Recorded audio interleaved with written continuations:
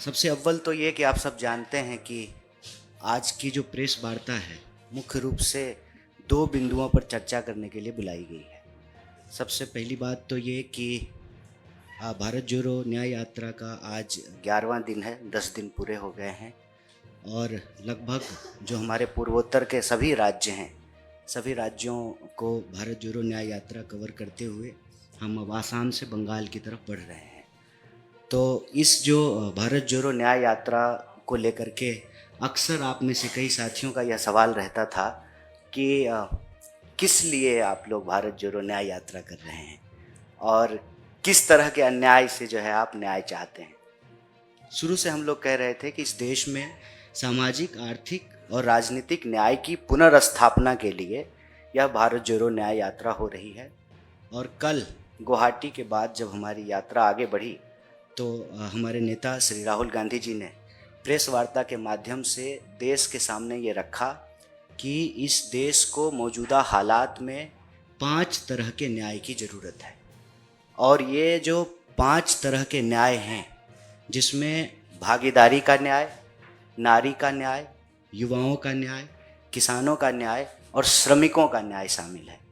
यह जो 5 तरह के न्याय हैं, इस न्याय को सुनिश्चित करने के पश्चात ही, इस न्याय की पुनर्स्थापना से ही इस देश को शक्ति मिलेगी, इस देश को ताकत मिलेगी।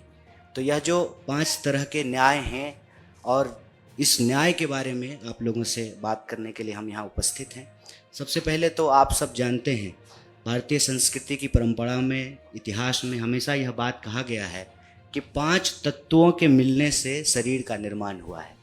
और 5 तत्व जो हैं, जिस तरह से शरीर का निर्माण करते हैं, उसी तरह से 5 तरह के न्याय की स्थापना करने से हमारा देश शक्तिशाली होगा, समाज शक्तिशाली होगा।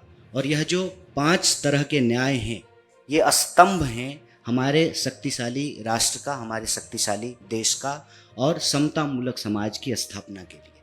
यह जो 5 न्याय के बारे में बात की जा रही है, उसको लेकर के बार बार अपने विभिन्न माध्यमों से हमारी पार्टी भारतीय राष्ट्रीय कांग्रेस ने देश के सामने ये रखने का प्रयास किया है कि हमारी देश की बहुसंख्यक आबादी आज भी न्याय की संपूर्ण स्थापना से कहीं ना कहीं बाहर है। इसीलिए यह जो भागीदारी का न्याय है, उसमें हम जोर दे करके ये कह रहे हैं कि सबको गिनो, जातिवाद छोड़ो, भारत जोड़ो। सबको गिनना, सामाजिक, आर्थिक, राजनीतिक जो स्थिति है समाज की, उसमें लोगों का सर्वे करना। और आप सब जानते हैं कि भारत में जो हर 10 साल में जनगणना होनी थी, वो भी नहीं हुआ है। वो 2021 में होना था, लेकिन वो जनगणना हुई नहीं है। 2011 में जो जाति जनगणना हुई, सामाजिक आर्थिक जो सर्वे हुआ, उसकी रिपोर्ट भी सरकार के द्वारा जारी नहीं किया गया है। तो बार बार श्री राहुल गांधी और हमारी पार्टी भारतीय राष्ट्रीय कांग्रेस इस सवाल को उठाती रही कि लोगों की भागीदारी सुनिश्चित करनी पड़ेगी, चाहे वो नौकरी का क्षेत्र हो, चाहे वो आर्थिक क्षेत्र हो, सामाजिक क्षेत्र हो, राजनीतिक क्षेत्र हो, सबकी भागीदारी सुनिश्चित करनी है। और इसका ये कतई मतलब नहीं है कि किसी को का छीन करके किसी को देना है। मतलब जिसको नहीं मिला है उस तक न्याय पहुंचाने की वकालत कर रहे हैं। इसको हम भागीदारी की न्याय के तहत देख रहे हैं। दूसरा जो युवाओं का न्याय है, आप सब जानते हैं कि देश में 45 सालों में आज सबसे ज़्यादा बेरोजगारी है। आए दिन जो है नौकरियों के बारे में यह सुनने को मिलता है कि कितने लोगों को नौकरी से निकाल दिया गया है, कितने बेरोजगार युवा जो है वो बैठे हुए हैं, लाखों पद जो हैं वो रिक्त पड़े हुए हैं सरकारी क्षेत्र में। आप अगर सेंट्रल गवर्नमेंट के अंतर्गत जो नौकरियां हैं उनको भी देख लें तो लाखों नौजवानों को नौकरियां नहीं मिल रही है। तो युवाओं को न्याय देने का तात्पर्य यह है कि जो रिक्तियाँ हैं उसको भरा जाए। और जहाँ कहीं भी वैकेंसी आती है तो यह सुनने को मिलता है कि पेपर लीक हो गया है। तो पेपर लीक जैसी गड़बड़ियों, जो नौकरी देने में जो प्रशासनिक चूक होती है, उस पर रोक लगाई जाए। सबको जो है रोजगार का अधिकार मिले। और जो बेकारी का अन्याय है, इस बेकारी के अन्याय से युवाओं को रोजगार दे करके न्याय की स्थापना करनी है। तीसरा जो न्याय है वो है नारी का न्याय। नारी के न्याय के बारे में आप जानते हैं कि कुछ मिनटों में ही हमारे देश में कहीं ना कहीं नारी के खिलाफ कोई ना कोई अपराध होता है, बलात्कार की घटना होती है। तो नारी भी समाज की आधी आबादी है हम लोग अक्सर ये कहते हैं कि आधी आबादी पूरा हक। नारी को न्याय सुनिश्चित कराना ताकि वो हर चीज़ में, हर क्षेत्र में जिस तरह से बढ़ चढ़ करके हिस्सा ले रही हैं, चाहे वो काम की जगह हो जहाँ पे लोग नौकरी करते हैं, काम करते हैं, वहाँ एक सुरक्षित माहौल देने की बात हो, सड़क से लेकर के ट्रेन तक, घर से लेकर के बाहर तक, खेत से लेकर के खलिहान तक, दफ्तर से लेकर के मेट्रो रेल तक, हर जगह जो है महिलाएं अपने जीवन को अपने तरीके से आज़ादी से जी सकें और अपने हक को प्राप्त कर सकें, और उनके खिलाफ जो अत्याचार है, जो अपराध है, उस पर रोक लगाया जाए और नारी न्याय को स्थापित किया जाए। जो चौथा न्याय है वो न्याय है किसानों का। हम जानते हैं, सरकारी आंकड़ा अगर उठा करके देख लें तो एक साल में 12,000 से ज़्यादा किसान आत्महत्या कर लेते हैं। और पहले जिस तरह से किसान आत्महत्या कर रहे थे, अब उसमें एक नया चीज़ ऐड हुआ है कि नौजवान भी आत्महत्या कर रहे हैं। अगर सरकारी आंकड़ा उठा करके देखें तो 1 घंटे से कम समय में कोई ना कोई नौजवान इस देश में आत्महत्या करने को विवश है। तो चाहे वो जवान आत्महत्या कर रहे हों या किसान आत्महत्या कर रहे हों, राहुल जी बार बार यही कह रहे हैं, भारत जोड़ो न्याय यात्रा यही अपील कर रही है कि आप आत्महत्या मत करिए। हमारे यहाँ मगही में जो है एक कवि हुए, वो अक्सर कहते थे, भूख से तड़प के मरवा काहे, मरने होते लड़के मरी जा। मतलब भूख से तड़प कर मरने की ज़रूरत नहीं है, आत्महत्या करके मरने की ज़रूरत नहीं है। अगर जीना है तो संघर्ष करना पड़ेगा, और संघर्ष की, न्याय की जो यह लड़ाई है, उस लड़ाई में हम किसानों की भी फसल का उचित दाम उनको मिले, उनके फसल का दाम मिले। मतलब ऐसा क्यों हो रहा है कि नेता का बेटा नेता होना चाहता है, डीएम का बेटा डीएम हो रहा है, जो क्रिकेटर नहीं है उसका बेटा भी बीसीसीआई का सेक्रेटरी बन रहा है, लेकिन इस देश में किसानों को आत्महत्या करनी पड़ रही है। और अपना उनके खिलाफ जो कानून लाया गया उसको वापस दिलवाने के लिए 700 से ज़्यादा किसानों की शहादत हुई। आप सबने देखा कि दिल्ली की सीमाओं पे लगातार महीनों किसान बैठे रहे। तो किसानों को न्याय दिलाने के लिए, उनके फसल का उचित दाम दिलाने के लिए ये जो है किसान न्याय की हम बात कर रहे हैं। और 5वां जो न्याय है वो है श्रमिकों का न्याय। अक्सर हम लोग ये देख रहे हैं कि यहाँ भी आप सब लोग बैठे हुए हैं, आपको कितनी सैलरी मिलती है, चाहे पत्रकार हों या कैमरा पर्सन हों या आपके ऑफिस में काम करने वाले स्वीपर हों, ड्राइवर हों, और आपकी कंपनी के मालिक को कितना प्रॉफिट हो रहा है। तो आपको आपकी मेहनत का दाम नहीं मिल रहा है। मिनिमम वेज के कानून को लागू नहीं किया जा रहा है। यह नियम बनाया है सरकार ने कि 8 घंटा कोई मजदूर काम करेगा, 8 घंटा काम का, 8 घंटा आराम का और 8 घंटा रचनात्मक काम का। रचनात्मक काम कहाँ से होगा जब ड्यूटी ही 18 घंटे की हो रही है। यहाँ तो बच्चों को और बीवी को ही समय नहीं है देने के लिए। 16 घंटा, 17 घंटा, 18 घंटा लोग काम कर रहे हैं। तो जो श्रमिक कानून इस देश में लागू किए गए कि 8 घंटे से ज़्यादा अगर 1 मिनट भी आप ज़्यादा काम लेते हैं किसी भी मजदूर को, चाहे वो टाई लगाने वाला मजदूर हो, चाहे जो है वो झोला लटकाने वाला मजदूर हो, 8 घंटे से अगर 1 मिनट ज़्यादा भी आप काम लेते हैं तो आपको 2 मिनट का वेज देना पड़ेगा, 2 मिनट का वेतन देना पड़ेगा। आप सब जानते हैं आजकल क्या होता है कि आप जाते ही साइन कराते हैं, वाउचर कोई और साइन कराते हैं, सैलरी कुछ और देते हैं, और कोई जो है सिक्योरिटी नहीं है। ना जो है PFI दे रहे हैं, ना ESI दे रहे हैं, ना जो है काम करते हुए अगर कोई दुर्घटना हो जाती है तो उसका मुआवजा भी नहीं दिया जाता है। तो जितने भी श्रमिक कानून बनाए गए थे एक एक करके जो है उसको समाप्त किया जा रहा है, और लोग मजबूर हैं। इतनी बेरोजगारी है और दफ्तर के बाहर इतना बड़ा लाइन लगा हुआ है कि कोई आवाज़ उठाने को तैयार नहीं है। और राइट टू यूनियनाइज, जो एक डेमोक्रेटिक कॉन्स्टिट्यूशनल राइट है मजदूरों का, वो भी धीरे धीरे करके समाप्त कर दिया गया है। तो आज मजदूरों के सामने सबसे बड़ा सवाल यही है कि उनको उचित मूल्य नहीं मिल रहा है उनके काम का। वो मुनाफा पैदा करने में हिस्सेदारी तो कर रहे हैं, अपना मेहनत कर रहे हैं, पसीना बहा रहे हैं, श्रमिक की तरह दिन रात काम कर रहे हैं, लेकिन जो मुनाफा है उसका एक हिस्सा जो है वो श्रमिकों को नहीं मिल रहा है। तो श्रमिकों को जो है न्याय दिलाने के लिए तो यह जो 5 प्रकार के न्याय हैं, मैं फिर से आपके सामने दोहराता हूँ कि युवाओं को न्याय, भागीदारी का न्याय, नारी का न्याय, किसानों का न्याय और श्रमिकों का न्याय। ये जो 5 प्रकार के न्याय हैं, ये इस देश के न्याय की लड़ाई में, न्याय के संघर्ष में 5 स्तंभ हैं, और इन 5 स्तंभों से ही एक शक्तिशाली देश का जो है निर्माण संभव है। तो न्याय की इस पुनर्स्थापना के विचार को लेकर के ही यह भारत जोड़ो न्याय यात्रा लगातार चल रही है। और दूसरा जो एक महत्वपूर्ण पहलू और है जो आप सबसे साझा करना चाहते हैं आपने शुरू से एक बात देखी है, भारत जोड़ो यात्रा जब पिछले साल शुरू हुई थी तो उस वक्त सरकार की तरफ से उस स्तर पे जो है कोई रुकावट नहीं पैदा की जा रही थी। मैं समझता हूँ कि संघर्ष की सफलता के अंदेशों ने शासकों को थोड़ा सा परेशान कर दिया है, और इस बार की भारत जोड़ो न्याय यात्रा शुरू होने के साथ ही उसमें व्यवधान पैदा किया जाने लगा। शुरू होते ही आप जानते हैं कि जो पहला ग्राउंड मिला था मणिपुर में, वो ग्राउंड का परमिशन जो है वापस ले लिया गया। कार्यक्रम कहीं और होना था, कार्यक्रम कहीं और हुआ, और बार बार ये सुरक्षा का हवाला दे करके कि नहीं नहीं सुरक्षा का सवाल है। अरे देश के जब किसान सुरक्षित नहीं है, जवान सुरक्षित नहीं है, श्रमिक सुरक्षित नहीं है, महिलाएं सुरक्षित नहीं हैं, तो हम सुरक्षित होकर के क्या करेंगे? हमारी सुरक्षा का हवाला दे करके हमारी ही यात्रा को रोका जा रहा है, और न्याय की इस लड़ाई में जो अन्यायी शक्ति है वो व्यवधान पैदा कर रही है, वो अवरोध पैदा कर रही है। मैं तो सीधा सीधा कहता हूं, हमारी पार्टी का यह मानना है कि ये कोई चुनावी यात्रा नहीं है, समाज के लिए, देश के लिए ये संघर्ष की यात्रा है। हम कह रहे हैं कि कोई भी व्यक्ति जो अपने ऊपर कोई अन्याय महसूस करता है, जिसके ऊपर कोई अन्याय हो रहा है, वो न्याय योद्धा बन सकता है, भारत जोड़ो न्याय यात्रा में शामिल हो सकता है। इस भारत जोड़ो न्याय यात्रा को बार बार रोकने का प्रयास किया जा रहा है। हर बार जो है लास्ट आवर परमिशन कैंसिल कर दिया जाता है। पहले जो है मेघालय में यूनिवर्सिटी में स्टूडेंट इंटरेक्शन का परमिशन दिया जाता है, फिर अचानक जो उसको वापस ले लिया जाता है, और कहीं ट्रैफिक का बहाना करके, कहीं जो है बाजार में जो है कानून व्यवस्था की स्थिति उत्पन्न हो जाएगी।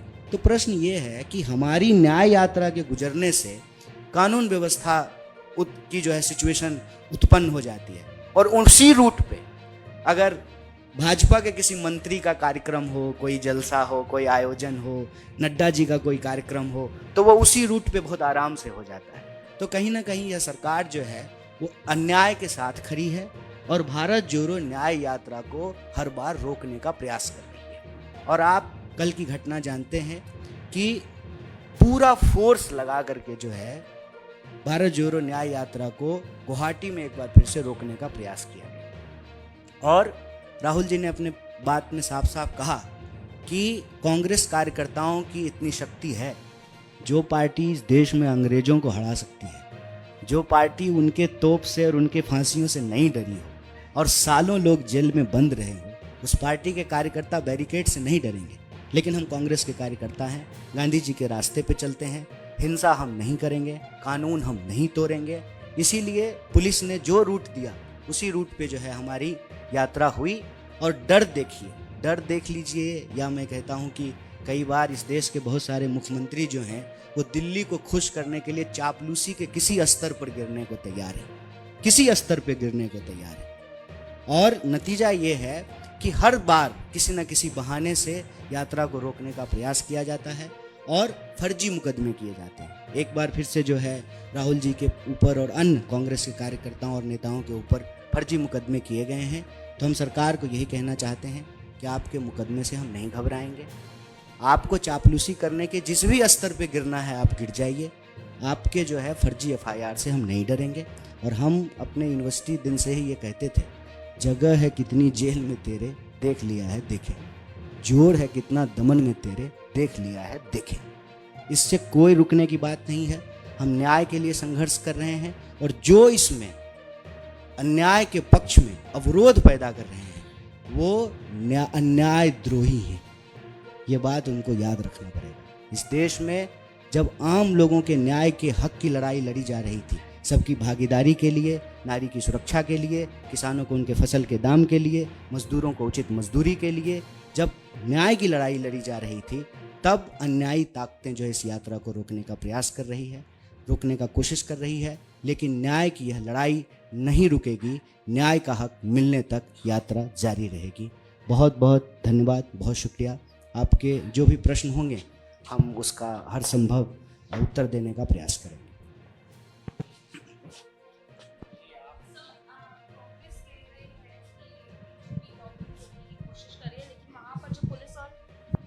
वहाँ जो पुलिस और एडमिनिस्ट्रेशन का कहना है, उन्होंने कहा है कि हमने जो रूट दिया था यात्रा वो रूट फॉलो नहीं कर रही है। आप लोग कह रहे हैं कि हमने रिटर्न में पहले परमिशन मांगी थी और उन्होंने परमिशन दी भी थी। क्या इसका कोई प्रूफ है आप लोगों के पास में कि वहाँ के एडमिनिस्ट्रेशन की तरफ से आपको परमिशन मिली थी इस यात्रा के लिए? देखिए, परमिशन तो कई जगह मिलती है और एडमिनिस्ट्रेटिव जो ताकत है उसका इस्तेमाल करके जो है दिया हुआ परमिशन कैंसिल किया जाता है। इसमें मुख्य बात टेक्निकल नहीं है, मैं टेक्निकल बात नहीं कर रहा हूँ, मैं इसके पीछे को जो राजनीतिक मंशा है, अन्याय के पक्ष में खड़ा होने की भाजपा की जो कोशिश है, मैं उस पर बात कर। टेक्निकल चीज़ें तो क्या टेक्निकल बात करेंगे, सरकार उनकी है, पुलिस उनके कंट्रोल में है, सारे एडमिनिस्ट्रेटिव पोस्ट उनके हाथ में है, तो वो टेक्निकल चीज़ों में बात को घुमा देते हैं। एक बात बताइए, यात्रा जिन लोगों के लिए हो रही है उनके बीच यात्रा जाएगी ना, इसका तो ये मतलब नहीं है ना। जैसे रिपब्लिक डे का परेड जो है वो तो कर्तव्य पथ पे ही होगा ना, ऐसा तो नहीं कि बुराड़ी में होने लगेगा, कहीं और चल जा करके जो है रिपब्लिक डे का परेड होगा। रूट का क्या मतलब होता है, हम लोगों के बीच जा रहे हैं ना, लोगों से मिलने के लिए जा रहे हैं, लोगों से जुड़ने के लिए जा रहे हैं। अब राजस्थान जाना है तो हमको जयपुर का रूट ना दे करके हमको रेगिस्तान का रूट दे दिया जाए तो हम रेगिस्तान घूमने के लिए जाएं। हर जगह कोशिश ये की जाती है, जो मणिपुर इम्फाल में क्या हुआ, जो मेन ग्राउंड है जहाँ पे सब कार्यक्रम होते हैं, प्रधानमंत्री जी के भी भाषण वहीं होते हैं, नड्डा जी के भी वहीं होते हैं, जैसा कि पप्पा के भी भाषण वहीं होते हैं, सब वहीं होता है। तो भाई हमारी यात्रा का कार्यक्रम वहाँ क्यों नहीं हो सकता? हम मनसा पे सवाल उठा रहे हैं, टेक्निकल बात नहीं कर रहे हैं। और परमिशन मिलता है, बिना परमिशन मिले हम यात्रा की तैयारी कैसे करेंगे? ये एक तय कार्यक्रम है, तय कार्यक्रम के तहत ये यात्रा हो रही है। ऐसा तो नहीं है कि हम लोग जो है सुबह उठे और मन किया कि चलो आज यात्रा करते हैं। एक जो है लॉजिस्टिकल सपोर्ट की ज़रूरत होती है, यात्रा के साथ जो है लोग होते हैं, यात्रा के साथ पार्टी के वर्कर होते हैं, कार्यकर्ता होते हैं, नेता होते हैं, उसकी एक तैयारी होती है, एडमिनिस्ट्रेशन से एक डायलॉग होता है। अचानक से जो है परमिशन कैंसिल कर दिया जाता है। चीफ सेक्रेटरी कहते हैं कि नहीं दिल्ली आपका जो है एप्लीकेशन भेजा गया। बताइए दिल्ली एप्लीकेशन क्यों भेजा जाएगा? यात्रा हम कर रहे हैं गुवाहाटी में, एप्लीकेशन जो है दिल्ली भेजा जा रहा है। हम मनसा पे सवाल उठा रहे हैं, टेक्निकल चीज़ों पे नहीं जा रहे। कन्हैया जी, असम के जो मुख्यमंत्री हैं उन्होंने कल भी कहा था कि राहुल गांधी जो है वहाँ पे जनता को उकसाने का काम कर रहे हैं, वो कहीं ना कहीं इंस्टिगेट कर रहे हैं। उन्होंने अभी भी एक ट्वीट किया कि राहुल गांधी पहले बस से निकले थे यात्रा करने, अब वो गाड़ी से कर रहे हैं, और राहुल गांधी अपनी पार्टी को समझा नहीं रहे हैं क्योंकि राहुल गांधी खुद डरपोक है, इसलिए उन पर अटैक कर रहे हैं। इस पर आपका कॉमेंट क्या है? देखिए, ये तो मैं उनको कहूँगा कि मत डरिए। मालूम है कि आप डर करके जो है ना अपनी वफादारी कहीं और साबित कर रहे हैं। आपको जो है आजकल अमित शाह जी का बिस्कुट बहुत अच्छा लग रहा है, ये हम समझ रहे हैं। पॉइंट यही है कि आप एक प्रदेश के मुखिया हैं, लॉ एंड ऑर्डर मेंटेन करना आपका काम है, उससे ज़्यादा आप किसी और चीज़ में इंटरेस्टेड हैं। राहुल गांधी में आप बहुत इंटरेस्टेड हैं। एक बात हमको बताइए, एक रामचरितमानस का लाइन है कि जाको रही भावना जैसी प्रभु मूर्त देखें दिन तैसी। यही हो रहा है ना। राहुल गांधी क्यों डर जाएंगे? राहुल गांधी को डरना होता तो वो दिल्ली में होते, राहुल गांधी जनता के बीच में नहीं होते। डरे हुए ये हैं, इसलिए जो है हर जगह राहुल गांधी को जाने से रोक रहे हैं। एक बात बताइए, एक तरफ तो निमंत्रण दिया कि मंदिर आइए, प्रधानमंत्री ने अपील किया कि आप जहाँ हैं वहीं के जो है निकट के मंदिर में आप चले जाइए और पूजा अर्चना कीजिए। जहाँ यात्रा थी वहाँ के निकट के मंदिर में वो जाना चाहते थे, उनको नहीं जाने दिया गया। हमारे ही पार्टी के दूसरे जो है लीडर, सांसद, एमएलए सब जा रहे हैं, सिर्फ राहुल गांधी नहीं जा सकते। क्यों? राहुल गांधी मंदिर नहीं जा सकते हैं, राहुल गांधी लोगों से मिलने के लिए नहीं जा सकते हैं, राहुल गांधी जो है जिन लोगों के साथ अन्याय हो रहा है उनके आंसू नहीं पोंछ सकते हैं, उनको गले नहीं लगा सकते हैं, उनका हाथ नहीं थाम सकते हैं। ये साफ साफ पता चल रहा है कि कौन डरे हुए हैं। हम नहीं डरे हुए हैं, वो हमारे संघर्ष की जो ताकत है, जो इसकी ताशीर है, उससे ये घबराए हुए हैं। राहुल गांधी को मंदिर जाने से क्यों रोका? भगवान के पास जाने से किसी भी इंसान को क्यों रोका जाएगा? वो भी लॉ एंड ऑर्डर का हवाला दे करके। अरे भाई, किसी को जब कोई आसरा कहीं नहीं मिलता है तो मंदिर में जगह मिलती है। हम लोग एग्जाम देने के लिए जाते थे किसी भी शहर में, जब कहीं कोई रहने का ठिकाना नहीं होता था तो मंदिर के चबूतरे पे सो जाते थे। मंदिर तो सबसे सुरक्षित जगह है, वहाँ पे जो है एसपी बुलेट प्रूफ जैकेट पहन करके आ रहे हैं। कौन डरा हुआ है? किसको डराया जा रहा है? संगीन के साए में सांस लेने के लिए इस देश के आम आवाम को क्यों मजबूर किया जा रहा है? हम नहीं डरे हुए, वो डरे हुए हैं और उनको हम कहते हैं कि मत डरिए। कितना भी कोशिश कीजिएगा, मन में डर रहेगा। चीफ मिनिस्टर होते हुए भी अगर ईडी से घबराते रहिएगा कि क्या पता अगर साथ छोड़ दिया देश के गृह मंत्री का तो क्या हो जाएगा। तो ये सब वेंडेटा पॉलिटिक्स हम लोग देख रहे हैं, लेकिन इससे कोई फर्क पड़ने वाला नहीं है। हम लोग यात्रा करेंगे। कन्हैया जी, एक सवाल, ममता बनर्जी का बयान आया है। वो कह रही है कि उनके राज्य से भारत जोड़ो न्याय यात्रा निकली, लेकिन उनको इसके लिए इन्फॉर्म नहीं किया गया, भारत जोड़ो न्याय यात्रा में शामिल करने का कोई न्योता नहीं दिया गया। क्या कांग्रेस ने उनको इन्फॉर्म या न्योता नहीं दिया? नहीं, मुझे नहीं लगता है कि भारत जोड़ो न्याय यात्रा में जो है सबको न्योता दिया जा रहा है। सबको, जो भी लोग इस देश में महसूस करते हैं कि उनके साथ अन्याय हो रहा है, चाहे वो राजनीतिक व्यक्ति हों, गैर राजनीतिक व्यक्ति हों, किसी संगठन से जुड़े हों या ना जुड़े हों, व्यक्ति हों, समूह हों, समुदाय हों, सबको जो है बुलाया गया है। और इस बारे में आपको ज़्यादा जानकारी हमारे जो पार्टी के सीनियर लीडर हैं वो दे पाएंगे। मेरे ख्याल से जयराम जी भी जो है अभी प्रेस से बात करेंगे थोड़ी देर में, वो इसके बारे में आपको ज़्यादा डिटेल।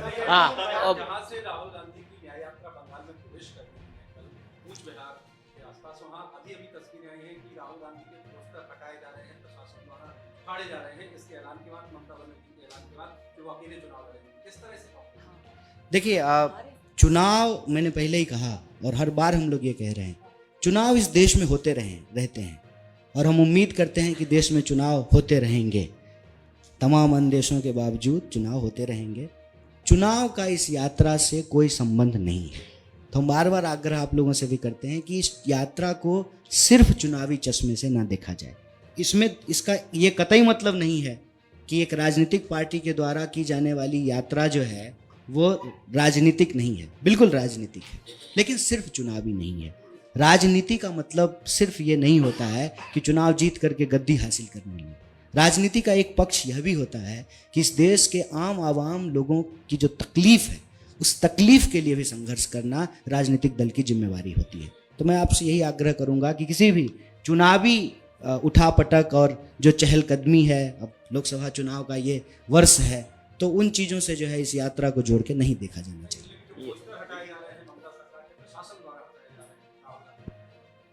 मैं पोस्टर तो हटाए जा रहे हैं, पोस्टर तो कई जगह हटाए गए हैं। अब वो प्रशासन हटा रहे हैं कि भाजपा के गुंडे हटा रहे हैं, या तो जो है देखने का चीज़ है। हमने देखा है कि कई जगह जो है बीजेपी के लोग पोस्टर हटा रहे हैं, बीजेपी के लोग पोस्टर फाड़ रहे हैं। तो ये कौन लोग हैं, कौन पोस्टर हटाए हैं, मुझे इस बात की जानकारी है। कन्हैया इंचार्ज हैं, एआईसीसी इंचार्ज हैं एनएसयूआई के। आप कूच बिहार के एनएसयूआई के जिला अध्यक्ष ने ही बाकायदा इस बात की कंप्लेंट करी है कि टीएमसी के लोग पोस्टर बैनर राहुल गांधी की न्याय यात्रा के हटा रहे हैं। और दूसरी बात, चुनाव की बात करें तो आप दूसरे राज्य जहां भारतीय जनता पार्टी की सरकार है वहां तो आप कह रहे हैं ठीक है ये वेंडेटा हो रहा है, लेकिन यहां तो इंडिया गठबंधन का हिस्सा बता रही ममता बनर्जी खुद को। ऑल्दो उन्होंने ये कह दिया है बंगाल में अकेले चुनाव लड़ेंगी, लेकिन इस पर क्या कहेंगे आप कि इंडिया गठबंधन के दल का ही एक रवैया न्याय यात्रा को लेके ऐसा है? देखिए, ये प्रेस वार्ता दो चीज के लिए है, मैं फिर से रीइटरेट कर देता हूँ। पहला, राहुल जी ने 5 न्याय की बात की है। 5 न्याय, युवाओं का न्याय, भागीदारी का न्याय, नारी का न्याय, किसान का न्याय और श्रमिक का न्याय। इस संबंध में हम आपको जो है जानकारी देने के लिए यह प्रेस वार्ता बुलाए हैं आप साथियों को। जहां तक यात्रा से जुड़ी हुई दूसरी चीज़ों की बात है, मुझे उस संबंध में जो है अभी कोई जानकारी नहीं है। हो सकता है अभी कोई जो है न्यूज ब्रेक हुआ हो और जो है आप उससे जो है जोड़ करके ये सवाल पूछ रहे हो, उसमें मैं आपको यही जवाब देता हूँ। इंडिया अलायंस, चुनाव, सीट शेयरिंग, कहाँ पे जो है कौन सी पार्टी की सरकार है, ये अपनी जगह पे है। इस यात्रा का उद्देश्य चुनावी नहीं है। इस यात्रा का उद्देश्य इस देश में जो अन्याय हो रहे हैं, उस अन्याय के खिलाफ 5 न्याय को स्तंभ की तरह निर्मित करके न्याय की पुनर्स्थापना करना है। ये इस यात्रा का उद्देश्य है। बाकी कहाँ पोस्टर फाड़ा गया है, कहाँ जो है एफआईआर हुए हैं, कहाँ जो है यात्रा के ऊपर हमला हुआ है, मैं उस संबंध में यही कह रहा हूँ कि दुनिया की कोई ताकत, अन्याय चाहे कितना भी ताकतवर क्यों ना हो, न्याय की यह मुहिम नहीं रुकेगी, न्याय यात्रा जारी रहेगी। तो मोटबरी क्वेश्चन पूछना चाह रहा हूँ आपको, आप जो है न्याय जस्टिस को इस्टेब्लिश करना चाह रहे हैं, जस्टिस को इस्टेब्लिश करना चाह रहे हैं, लेकिन जो है 1991 के बाद जब से जो इकोनॉमिक रिफॉर्म्स लाए गए हैं तो हमारे देश में जो है इनइक्वालिटी जो है बढ़ती जा रही है। आज तो वो अपने पीक से भी आगे निकल चुकी है, तो किस तरह से आप न्याय कायम करेंगे? नहीं, ये जो इकोनॉमिक रिफॉर्म्स लाए गए हैं, कैपिटलिस्ट इकोनॉमी जो है हमने फॉलो किया है, उसके नतीजे में कि अमीर अमीर हो रहा है, गरीब गरीब हो रहा है, और उसके तो बड़े अगले जो है एग्जाम्पल सामने आ रहे हैं कि चंद जो है हमारे पास जो है बिलियंस की तादाद बढ़ रही है। तो किस तरह से आप वो न्याय कायम करेंगे, रीएस्टेब्लिश करेंगे? इकोनॉमिक इक्वल डिस्ट्रीब्यूशन की बात कर रहा हूँ, रिसोर्सेज की बात कर रहा हूँ, I am talking about that. न्याय कायम करने के लिए सीधी सी बात होती है अन्याय को समाप्त करना।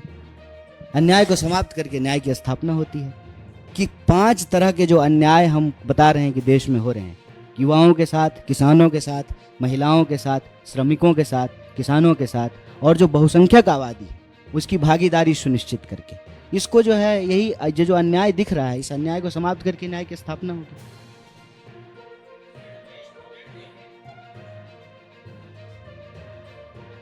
गुजरे कल जो महान बिहार में नेता रहे कर्पूरी ठाकुर, उनको भारत रत्न देने की भी बात की है, इसको आप किस तरह से लेते हैं? और नंबर 2, जो देश के अभी हालात हैं, एक और आप कह रहे हैं कि 50% से ज़्यादा आबादी हो गई है पिछड़ों की, बावजूद उसके भागीदारी नहीं मिल रही है।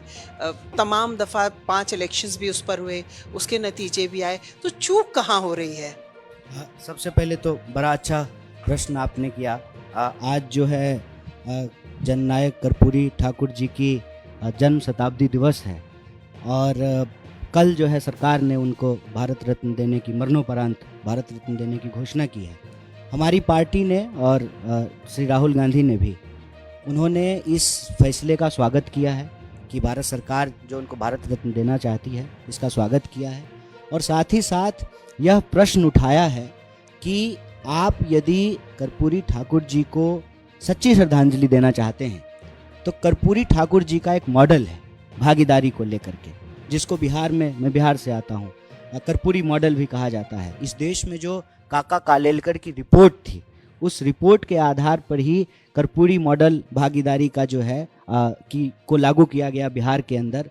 और जो पिछड़ों में भी कमज़ोर हैं, वहाँ भी जो स्ट्रेटिफिकेशन है, उसको सुनिश्चित करने के लिए, भागीदारी सुनिश्चित करने के लिए उनका मॉडल जो है बहुत मशहूर है। और दूसरे राज्यों में भी अक्सर बिहार के कर्पूरी मॉडल की जो है बात की जाती है। उससे जोड़ करके ही तो हम लोग यह बात कह रहे हैं कि आप जनगणना कराइए। हर 10 साल में जनगणना होता था, सरकार जनगणना कराने को तैयार नहीं है, डेटा रिलीज करने को तैयार नहीं है। 2011 की जो जनगणना है उसका भी जो है रिपोर्ट नहीं जारी कर रही है, जो सोशियो इकोनॉमिक डेटा है। और अभी बार बार राहुल जी कह रहे हैं कि भागीदारी अगर आपको देना है तो पहले डेटा तो कलेक्ट कर लीजिए, पहले डेटा तो पता चले बीमारी कहाँ है, कहाँ दवाई लगानी है, ऑपरेशन कहाँ करना है, उसका एक्सरे करना तो ज़रूरी है। तो सरकार क्या कर रही है, इससे भाग रही है। लेकिन आप जानते हैं कि सरकार ने जो है इसकी अभी घोषणा की है। हम उम्मीद करते हैं कि इससे जुड़े हुए, कर्पूरी ठाकुर मॉडल से जुड़ी हुई जो सामाजिक न्याय की मांग है, सरकार उसको भी लागू करेगी। सरकार जो है भागीदारी सुनिश्चित करने के लिए सबको गिनेगी, जातिवाद को समाप्त करेगी, भारत को जोड़ करके रखने का काम करेगी, ऐसा हम उम्मीद करते हैं। और हालांकि ऐसा होता हुआ दिखाई देता नहीं है।